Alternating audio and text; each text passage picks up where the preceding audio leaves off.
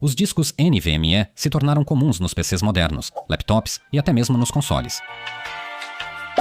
É verdade que já existem dispositivos baseados na interface PCI Express 5.0, mas eles são excessivamente caros. E as primeiras versões também têm um problema evidente em manter as temperaturas em um nível estável. Por isso, vale a pena dar uma nova olhada nos dispositivos PCI Express 4.0 que estão ficando mais baratos. Desta vez, vamos analisar o modelo mais eficiente atualmente disponível da japonesa Kioxia. A Xperia Pro, que é o modelo em questão, deveria ler dados a uma velocidade de 7.300 MB por segundo, mas qual é o seu desempenho real? Hoje vamos conferir isso aqui. Pavel, você assiste ao Tecmaniac HD? Bem-vindo! Este vídeo só é possível graças ao apoio da GVG Mall, grande loja de chaves para jogos de PC, Xbox, PlayStation e Google Play. Aqui você encontra de tudo, desde cartões presente da Steam até softwares como Office e Windows. Se você ainda está sofrendo com aquela mensagem incômoda, lembrando da necessidade de ativação, acesse agora o link que está na descrição. Você receberá a chave em minutos e só precisa colá-la nas configurações de ativação. Isso não só vai legalizar a sua versão do sistema, mas também vai permitir que você faça a transição para o Windows 11 sem problemas. O pacote Office você ativa e vincula a sua conta de forma igualmente simples, e com o código TMHD você recebe um desconto adicional de 20%, que em ocasiões de feriados e eventos pode chegar a 30%. Pare de pagar caro, acesse o site já.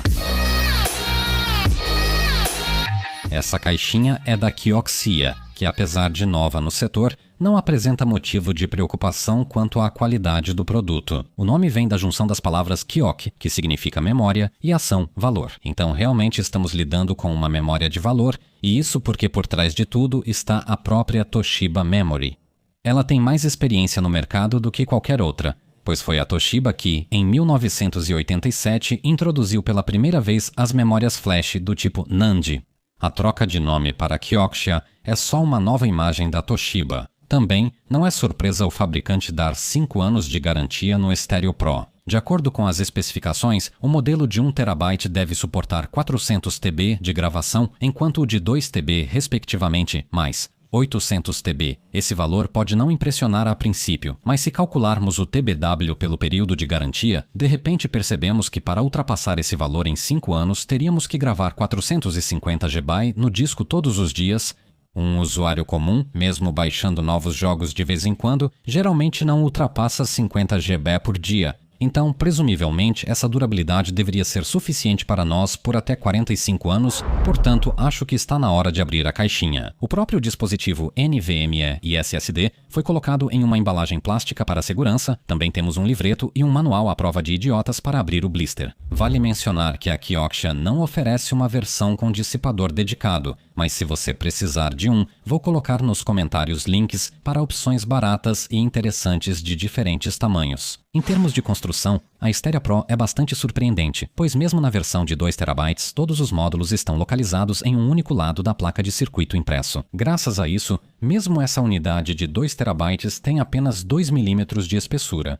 Pode parecer um detalhe bobo, mas isso é mais importante do que se imagina. A montagem unilateral dos módulos amplia a compatibilidade com compartimentos para discos M2 e a maioria dos sistemas de refrigeração. Voltando à construção, sob o adesivo há um controlador assinado pela Kioxia. 4 chips de memória do tipo TLC compostos por 112 camadas. Também há um único chip DDR4 de 2 GB da marca SK Hynix, que serve como memória cache. No site do fabricante, encontramos informações sobre as velocidades máximas de leitura e gravação, bem como a quantidade de operações por segundo expressa em IOPS. Esses dados brutos não ajudam muito, então vamos para os testes e comparações que preparei. Começaremos com o benchmark AES SSD.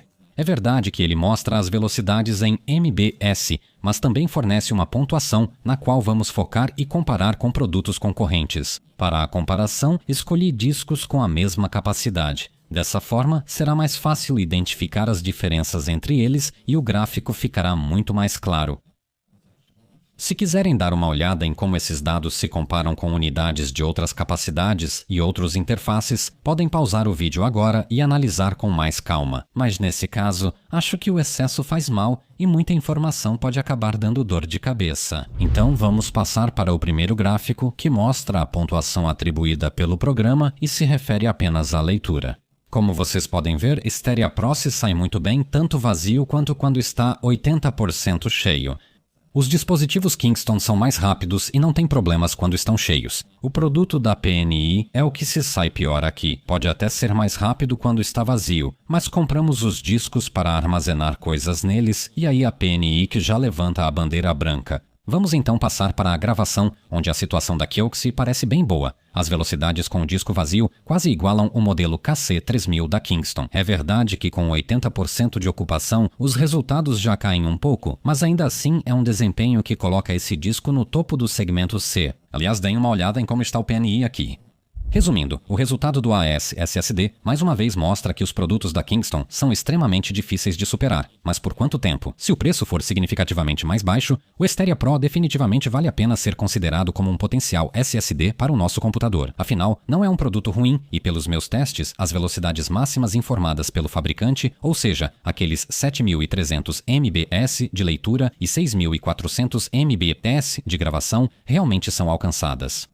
Por outro lado, se compararmos apenas a leitura sequencial com os outros 3 SSDs que testei, a situação ainda parece muito positiva. Porém, a gravação em si, especialmente em um SSD já cheio, fica um pouco atrás dos demais. A Kioxia acaba sendo cerca de 13% mais fraca nesse caso. Na prática, não vamos notar muita diferença. E sinceramente, se o preço for bem mais baixo, esse é um dispositivo que ainda vai nos servir fielmente por muitos e muitos anos e por isso vale a pena comprá-lo. Mas afinal, qual é o preço dele? Confira o preço atual na descrição e no comentário fixado. Mas antes de fazer isso, dê uma olhada no software chamado SSD Utility que a Kioxia preparou aqui para seus usuários. Já na primeira página, esse software mostra de forma clara informações sobre o espaço ocupado, a temperatura atual e possíveis alertas. Aqui vamos descobrir se há novas opções disponíveis, o firmware do fabricante, além de verificarmos o estado de saúde do SSD. Curiosamente, o software também exibe o número de linhas e o tipo de interface usadas pelo dispositivo.